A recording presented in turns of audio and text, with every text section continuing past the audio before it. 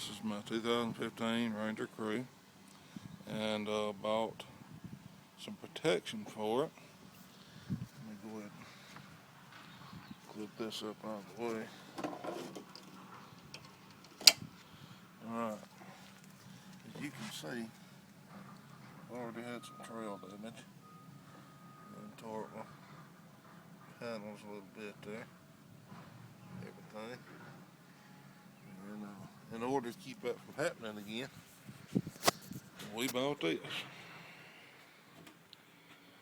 It's a Ricochet 4-piece rock slider kit for the Polaris Ranger Crew 900. And this is the back piece, and this is the front piece, and this is the driver's side, and the passenger side is up under this. As you can see, the welds look good. All the bends and the mounting holes look clean, bent and cut and everything. There's no burrs. It all looks really nice. It's a shame we're gonna beat it up on the rocks, but and the tree stumps and roots and stuff. But that's what it's made for.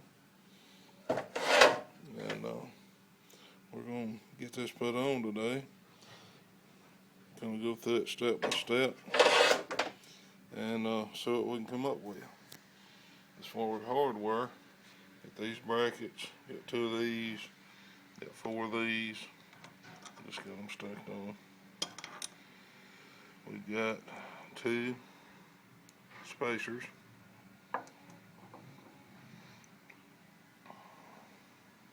some nylock nuts, some 1/2-inch head bolts, these are 1/2 inch as well, some button head bolts, the Torx,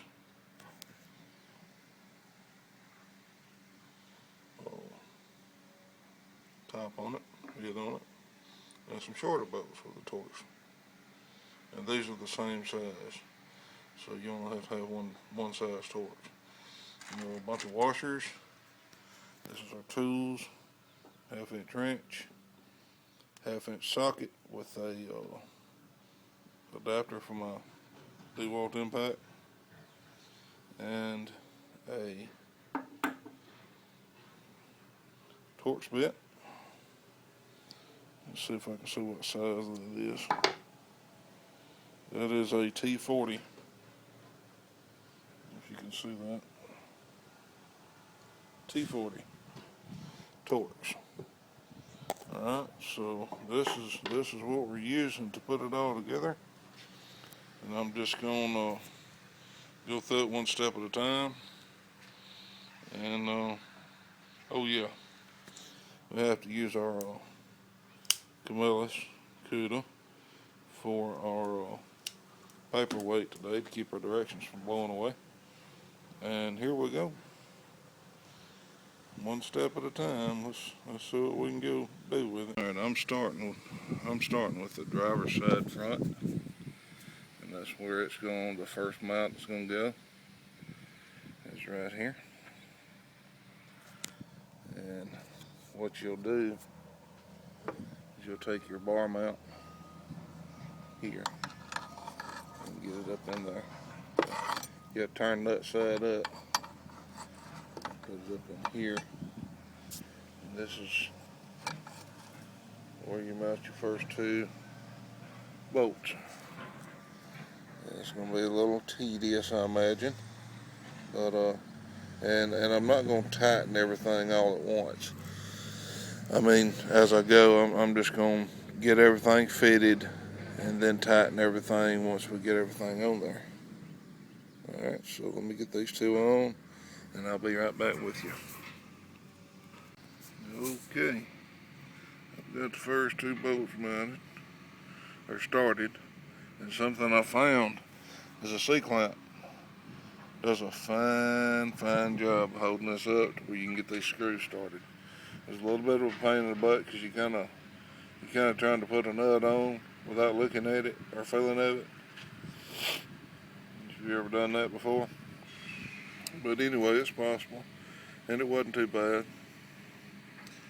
And on to the next one. Let's see what else we got going here. Okay, here's an important note. Here's where your mounts go.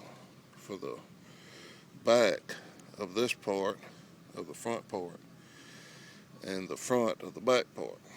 Now if you see these holes here, this is your part mounts for the back, the holes you use to mount the back. The front holes are on the other side. They look just like this. Now I opted to put my nuts on the outside and my bolts on the inside, just for the simple fact is once you get them nuts in there, you ain't gonna be able to get your other ones in from the other side. So I put the bolt heads on the inside and run the nuts on the outside to where there's plenty of extra room. Okay, and I'll pull them back out and put washers on them, because washers goes on this side and the other side, and you use your washers in your non-lock bolts. And this is your bracket that goes in here, and it goes like this right up against the frame, and the other side will go like this for the back, front part of the back mount. So it's not too bad so far. And let me get this done, and I'll see you in a few minutes. Alright, as you can see, we've got this side mounted for the front bracket. Now we use those holes right up in there to mount the one for the back bracket. Goes on the same way. And honestly, this part wasn't as bad as the front part, and the front part wasn't that bad. So there you go. Yeah, I'll show it to you when I get done, and I'll show you how to do the next one. Alright, you can see that damage there I had. A little trail damage there. A little better, but there's the brackets all installed. And what I did do, I went back and took one of the button head bolts out to where this rock slider would slide in and out of the way where I could see what I was doing right here. And now that it's out of the way, and you put this up here, you can see how all this lines up real good and everything.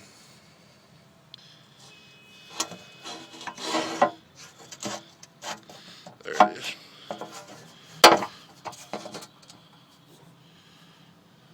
Looks like it's about a half a whole line.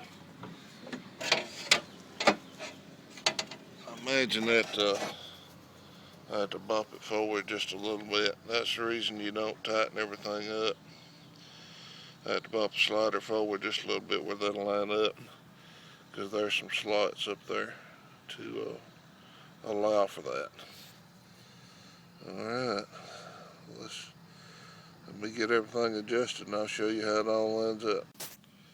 Alright, now the idea here is, excuse me, you pull this up like this, you take your long bolt, run it through, right there. It lines up right there, like that, through that hole. Put this spacer right here, in between, and you put a nut on top. The button head goes on the bottom. And on this one, you get a hole right here, right there. Just put a nylock, a washer and a nylock nut on your button head bolt right there. And then we can snug everything up, and the driver's side will be done. I'll show you the end results after I get everything tightened up and ready to go. Well, alright. This side is done. Hang on. Oh, excuse me. Some of that old mud got up my nose. Now I wouldn't pay no attention to this right here, because if your Ranger ain't already tore up, you ain't never gonna see that. That's just where mine got a little bit of trail damage. She's all snugged up, tight. That's what she looks like up under.